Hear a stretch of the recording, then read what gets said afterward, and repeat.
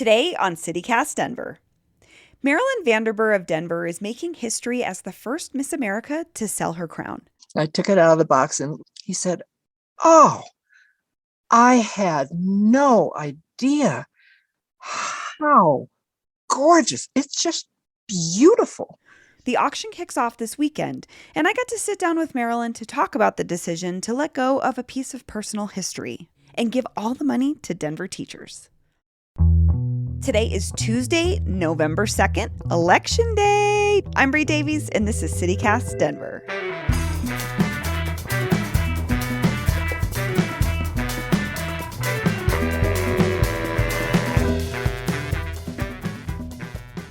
Marilyn Vanderburr is not just Miss America. She's Denver royalty.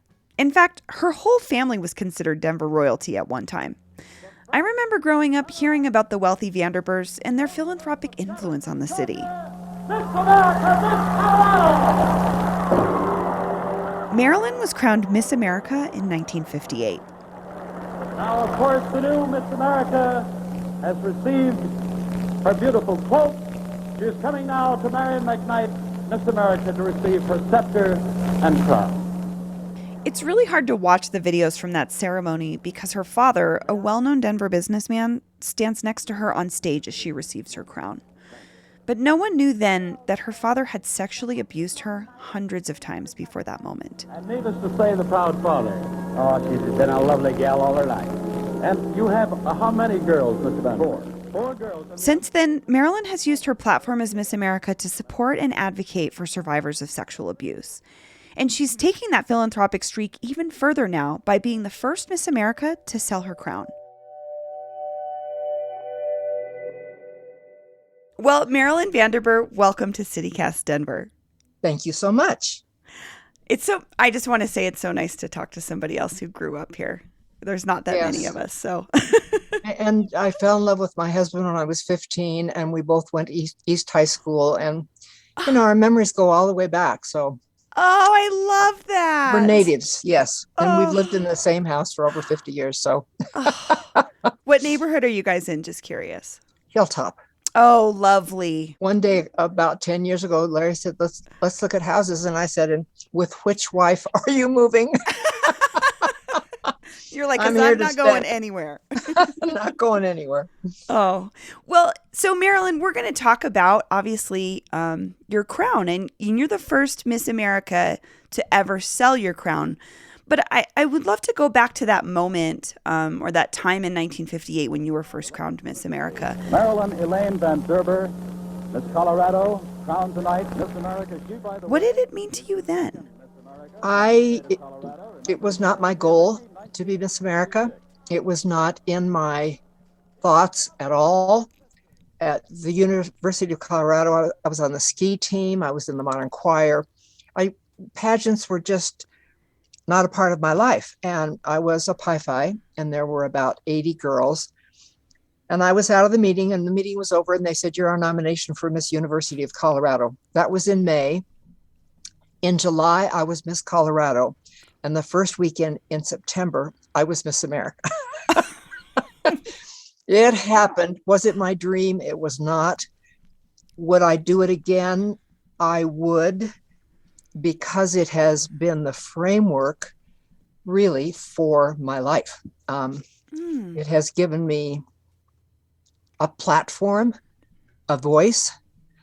That's amazing. That's so interesting that it wasn't really part of your plan in life, but then it ended up being this way for you to connect with other humans. I just didn't want to fall off the runway, and I wanted to remember my piece.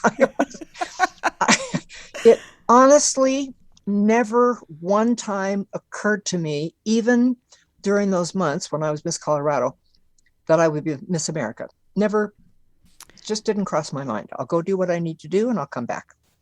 I think sometimes when we're not sort of quote unquote applying for the job, we do the best because we don't have expectations for ourselves that we're trying to meet. We just kind of be ourselves.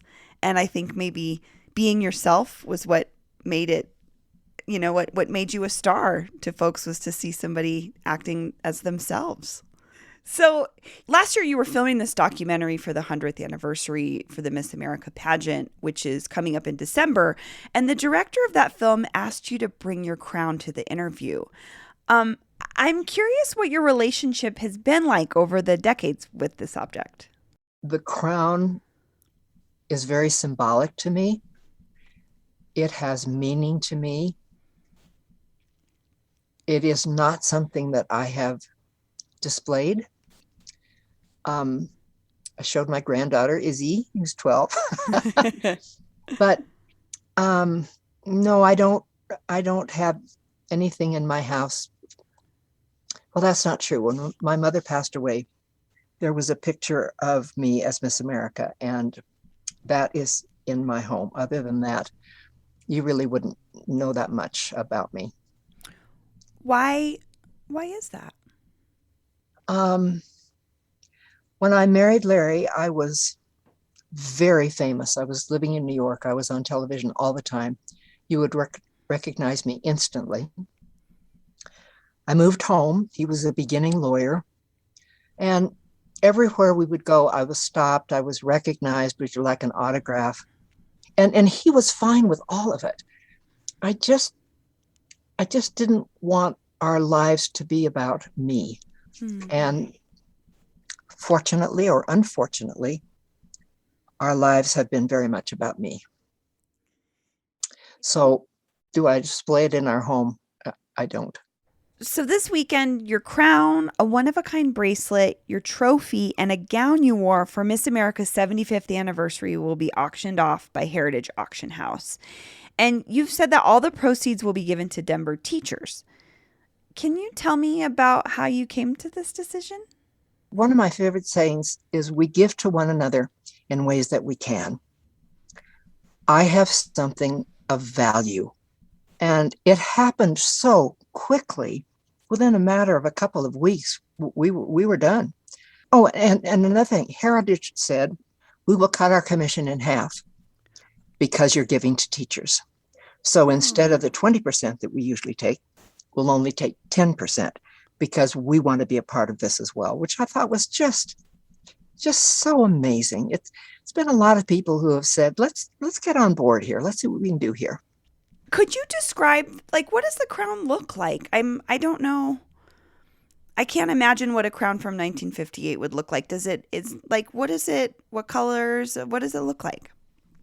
It looks better than Queen Elizabeth's. I've looked at all of her crowns and they don't match my Miss America crown. Larry had not seen it. I took it out of the box and Larry said, okay, your crown. He said, oh, I had no idea how gorgeous. It's just beautiful. And the bracelet is just stunning. The bracelet it's a mini crown. It's about 3 inches high. I think the crowns are different today. Yeah. I talked to the shop the business that made my crown. His grandfather did. It's silver plated. It is heavy. It is elegant, as is, and this man whose grandfather made my crown, he said, you have to send me a picture of the bracelet. I've never seen a bracelet. And I sent it to him and he said, I've just never seen anything like it. He said, I think you're the only one that has a bracelet. And then he said, it's worth more than the crown. Interesting. Now, the auction doesn't agree. Oh. They're selling them together. How is it going to feel strange to not have these items in your possession anymore? I showed my crown to Izzy. Again, she's 12. And I said, Izzy, this is something that you pass from generation to generation. I want to know how you would feel if I sold this and made money for teachers. And Izzy said, oh, yes, Nanny. Yes, Nanny. And my daughter feels the same way. And my husband feels the same way. That's lovely. So it happened. Again, it happened so quickly when there's energy behind something and all of a sudden it just falls into place. You know you've done the right thing. And It is going directly to teachers for nothing else, and for whatever the teachers want to do. They want to buy school supplies, if it's for childcare. How much is the auction going to bring? I have no idea, none. A crown has never been sold. The 100th anniversary is this year. It's historic. We'll see. Seems like good timing. Maybe Queen Elizabeth. I'll call her up and say, you know what? I have a crown that is much, much more gorgeous than yours. You're like, Let's you try this one on. want to give me 50 grand for it so I can support some teachers? Oh. So Marilyn, you're not just a former Miss America. You have dedicated your life to supporting and advocating for survivors of sexual abuse. And this is because you yourself endured sexual assault from your father for the majority of your childhood. 13 years from age 5 to age 18 of my father. Yes. Did I want that story to go out? Absolutely not. My story came out when I was 53. I kind of ran from the press the first and second days. I took the interview on the second day because they said they'll call your sisters. And I said, okay, I'll give you an interview. And then I heard they were calling my sisters. So I called my sister Gwen in San Francisco and I said, if you want to go public, do it in San Francisco, but don't do it in Denver. We're never going to get off the front pages. And the next day, her picture was on the front page with my story. And I said to Larry, we need to go to the track.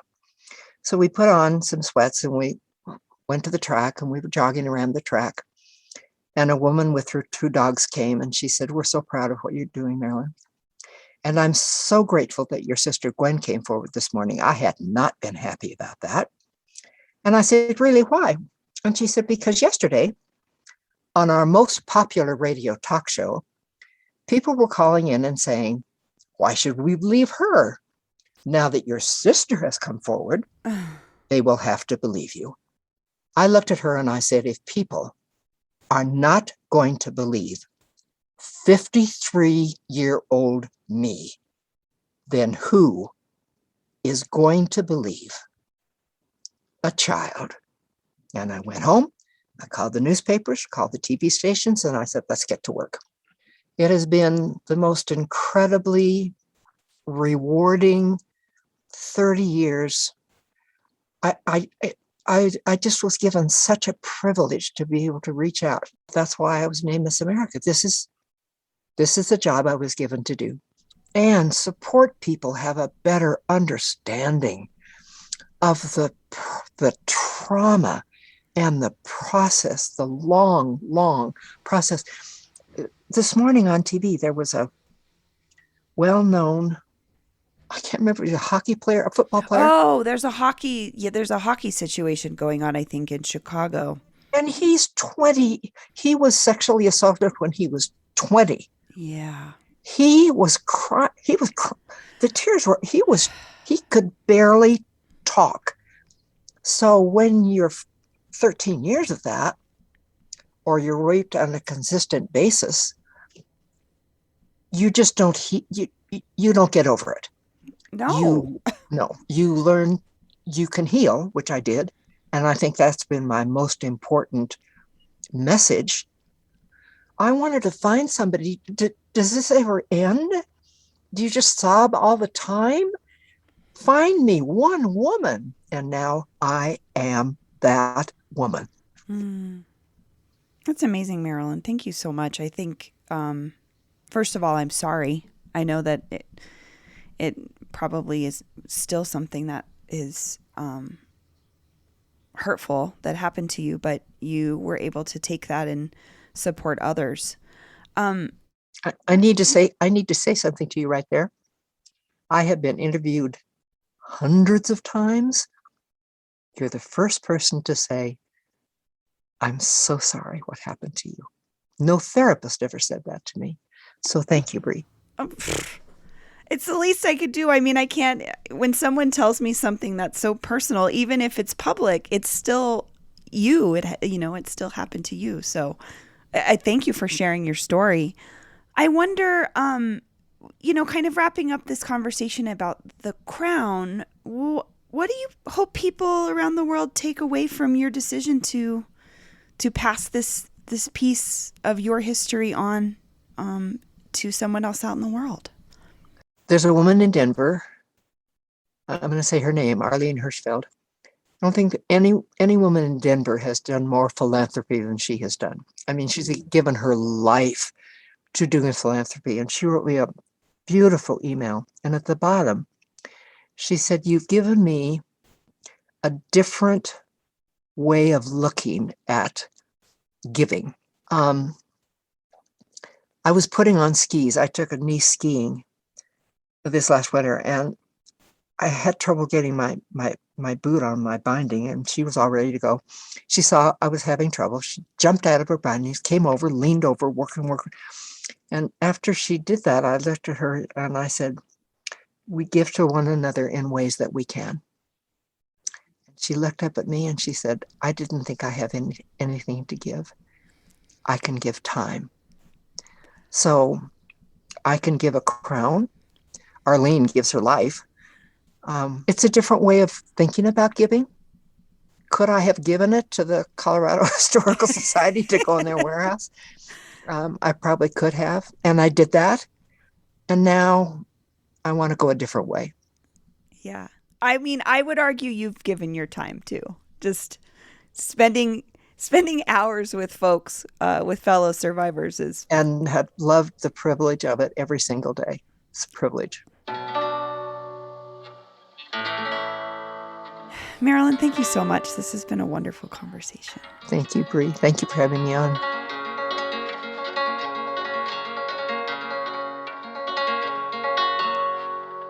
And here's what else is happening in Denver today. Football fans in the Mile High City are very sad, angry, and confused by the news yesterday that the Denver Broncos traded linebacker Von Miller to the Los Angeles Rams. The 8-time Pro Bowler no longer puts up the numbers he did when he was leading the Broncos to victory in Super Bowl 50 back in 2016, but his skills and leadership were coveted by a Rams team that is still very much in contention this year. They gave up a second and third round pick in the 2022 draft to pry him away from Denver, where he has played for all 11 seasons of his career. We will miss Von a lot, especially his excellent off-the-field outfits. And in Election Day news, though 45,000 Denver voters have already cast their ballots, part of Initiative 303 has been ruled unlawful by a Denver district court. 303 would have required city officials to enforce the camping ban within 72 hours of a citizen complaint. According to Denverite, a judge ruled that telling the city how to enforce its policies was unconstitutional. 303 will stay on Denver ballots, which can be dropped off at ballot boxes until 7 p.m. today. But if it passes, the 72-hour timeline will not be part of the law. Now go vote! And that's all for today here on CityCast Denver. If you enjoyed the show, why not take a minute to tell a friend about us, rate the show wherever you get your podcasts, and subscribe to our morning newsletter. We'll be back tomorrow morning with more news from around the city. See you later.